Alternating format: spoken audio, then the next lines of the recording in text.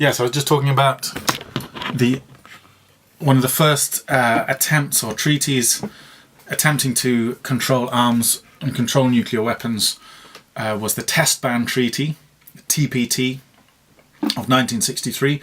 The date's significant here. 1962, of course, you had the Cuban Missile Crisis, when the world was pushed, many people think, to the brink of nuclear war between the USA and the Soviet Union.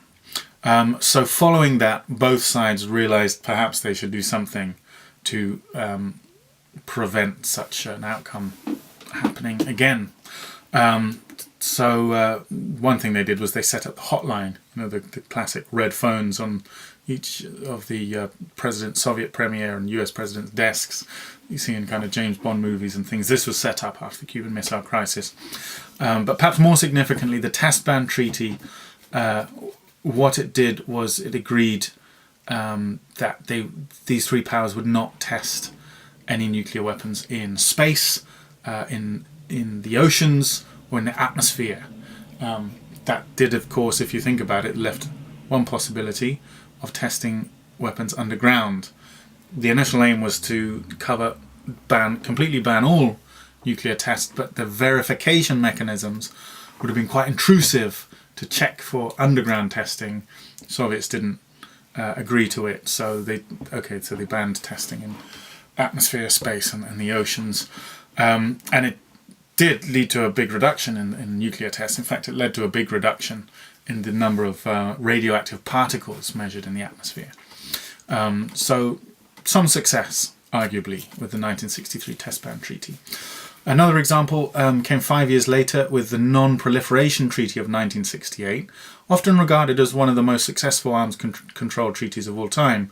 191 states are now signed up to it. There's actually only 4 UN states that have not signed. India, Pakistan and Israel, of course, they've gone on to develop their own nuclear weapons. And also South Sudan, probably, I think, still the world's newest country, formed in 2011, perhaps just hadn't got around to it. They've been in civil war and so on for years. So it may not be that they're intending to develop nuclear weapons. It may simply be it's not top priority for them right now. So only 4 UN states not signed up. Only 1 UN state has withdrawn from the Non-Proliferation Treaty. That's North Korea, withdrew in 2003 after US threats of war against it. And basically the Non-Proliferation Treaty is based on a bargain between nuclear states and non-nuclear states. And the bargain is this. Non-nuclear states agree, as you'd imagine, not to acquire nuclear weapons. Nuclear states, for their part, agree to share the technology for peaceful nuclear development with non-nuclear states. So share basically nuclear energy technology with non-nuclear states. So the idea is that non-nuclear states benefit because they don't have to pour loads of resources into nuclear energy programs. They get some support with that. Nuclear states benefit, if you want to be cynical, they maintain their monopoly on nuclear weapons. But also it generally prevents nuclear weapons spreading far and wide. And as I say, it's been seen as very successful since 1968. As I say, we know that there has been some proliferation, India, Pakistan, North Korea, Israel. But given the number of states in the world, you could argue that it's quite a success that only those 4 have actually gone on to develop nuclear weapons since then. This leads quite nicely into the third category of treaty, bilateral treaties, which treaties just between 2 countries. Because a sort of version of the Non-Proliferation Treaty, a more sort of specific version of that same basic deal, was actually signed between North Korea and the US under President Clinton in the late 1990s. The US, for its part, agreed to actually build in North Korea 2 light water nuclear reactors for nuclear energy, and North Korea, for its part, agreed to just end its nuclear development program. In the end, the reactors were not built. George Bush came to power, started making threats of war against North Korea. North Korea pulled out of the Non-Proliferation Treaty and began to develop nuclear weapons. But for a time, that treaty seemed like it may have had some success.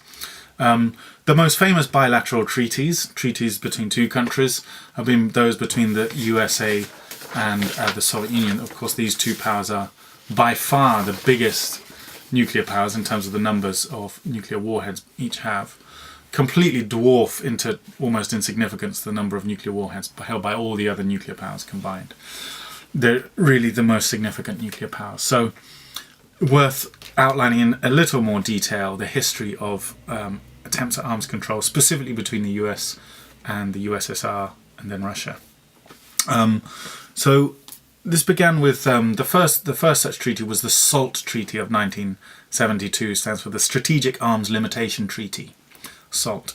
And that was, they agreed basically not to increase the number of missile launches.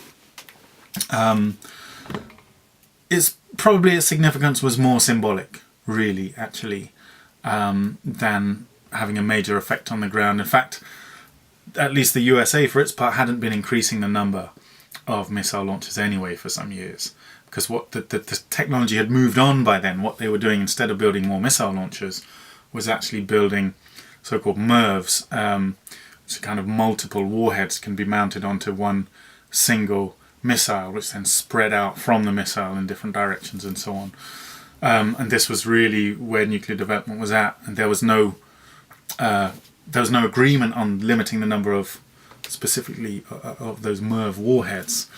So some historians have said of the SALT Treaty that it would be like concluding a World War I treaty that, where, for example, Germany and France both agreed to limit the number of horses, but said nothing about machine guns or something. The treaty was limiting stuff that was already kind of forgotten about, and the technology had moved on, if you see what I mean.